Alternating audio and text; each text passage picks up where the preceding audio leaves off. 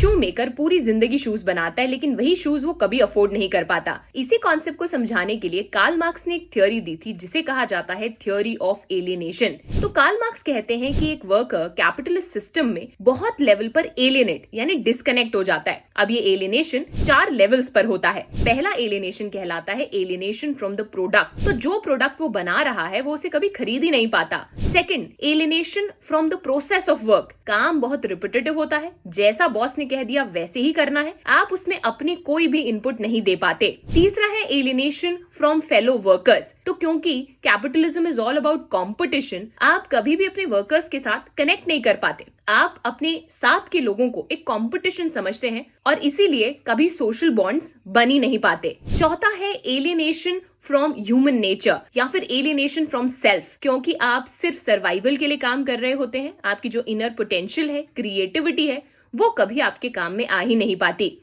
इस कॉन्सेप्ट को समझाते वक्त मैंने अपने स्टूडेंट से कहा कि डोंट यू थिंक आज की डेट में जो गिग इकोनॉमी वर्कर्स हैं उन पर ये चारों लेवल ऑफ एलियनेशन काम करता है। इस कॉन्सेप्ट को समझने के लिए अगर आपको शॉर्ट नोट्स चाहिए तो इस रील के नीचे मार्क्स लिखिए and I will make sure that you receive it. और इसी तरीके से पॉलिटिकल साइंस अगर इजीली समझना चाहते हैं तो इस चैनल को फॉलो कर लीजिए। Happy learning.